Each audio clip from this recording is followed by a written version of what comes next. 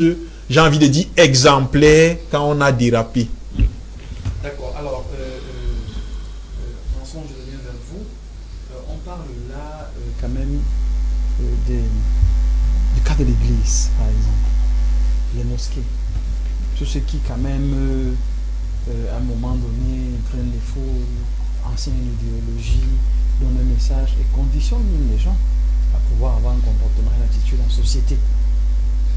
Quand ceux-là même sont, j'ai envie de dire, obéissent au doigt et à l'œil à une instruction gouvernementale, par exemple, est-ce que vous pensez que tous ces autres groupements ont encore la liberté quand on a une société civile qui parfois est aux ordres, quand on a une presse qui est aux ordres?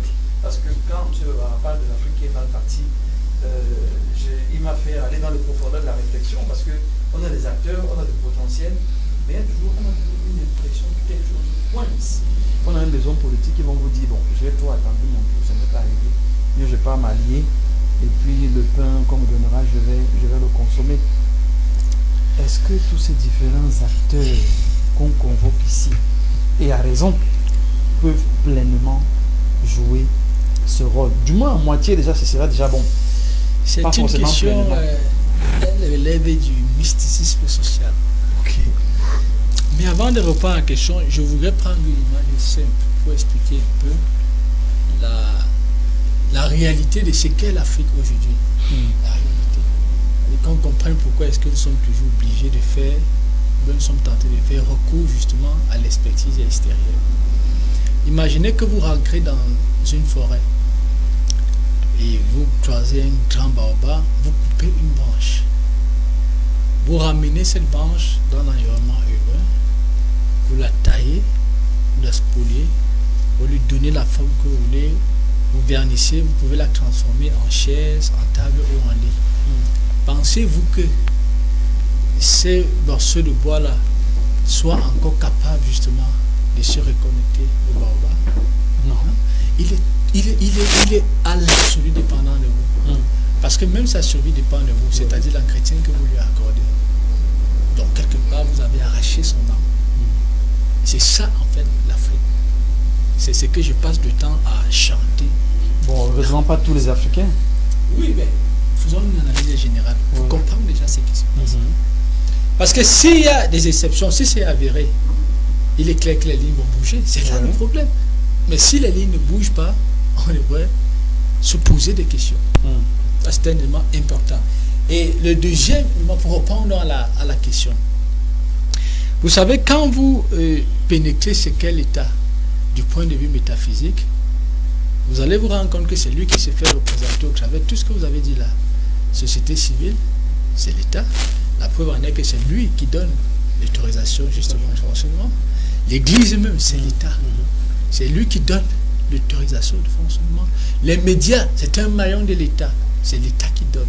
Et vous êtes sans ignorer que c'est celui qui t'éduque qui assigne le rôle que tu veux. Ça veut dire que vous êtes issu de l'État.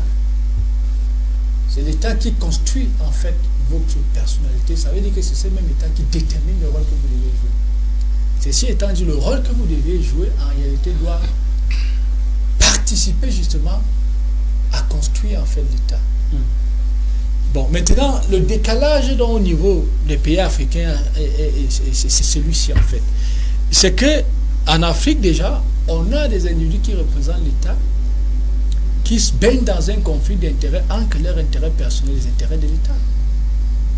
C'est justement la raison pour laquelle, bien même quand on donne l'autorisation justement, par exemple à un groupe de fonctionner, vous allez bien vous rendre compte que c'est parce qu'on s'est assuré que le mouvement justement de ce groupe-là ne va pas nuire à l'intérêt personnel, pas forcément à l'intérêt général. Oui, c'est la raison pour laquelle, quand quelqu'un se lève, s'il y en a, par exemple comme un homme politique, comme il le disait, bien même quand votre démarche, elle est noble, si on se rend compte que ça menace l'intérêt justement d'une clique d'individus, on va vous taper dessus.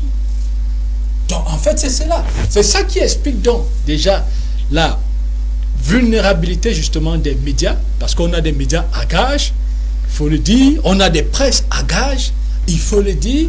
C'est ça également qui explique même la vulnérabilité justement de ce qui apparaît comme Église. Et ça devient intéressant pour moi parce que ça nous donne en réalité aussi l'occasion de convoquer même la pertinence ou bien même la nature de la personne qui est derrière ce que l'on appelle l'Église. Parce que si ça renvoie vraiment à Dieu, au vrai Dieu, pensez-vous justement que le vrai Dieu puisse être soumis, c'est-à-dire que ça soit l'État en fait qui vienne déterminer maintenant son rôle, son orientation au sein de la sphère sociale? Bien sûr que non. Parce que quand vous entrez maintenant même dans la Bible, parce que vous avez ouvert un pan, vous allez bien voir que le peuple d'Israël était soumis presque aux mêmes conditions. Parce qu'ils étaient totalement sous la domination des Romains, en complicité justement avec l'élite d'Israël, pharisiens. Et il apparaissait comme si on ne pouvait rien faire. Mais qu'est-ce qui s'est passé? On dit bien que quand le Christ vient, donc là, le véritable enfant de Dieu, il vient, le Christ, il va reproduire ce qu'il représente donc comme compréhension. Compréhension. C'est cette compréhension qui reproduit justement dans un cercle d'individus, et ce sont ces individus qui vont aussi participer justement à vulgariser, on peut dire, son idéologie.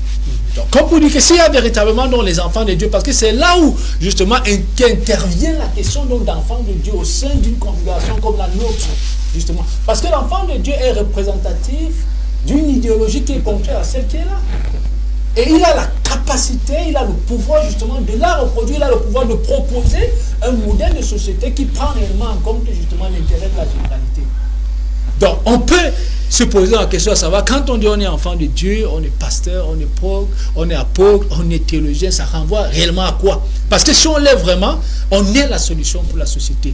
Même si ça va prendre du temps, on se donne les moyens d'y travailler afin justement de participer justement au changement. Avis aux apôtres, avis aux imams, vous avez entendu, tout le monde doit s'impliquer. Le changement là, c'est tout le monde. Comme le politologue ici sur le plateau.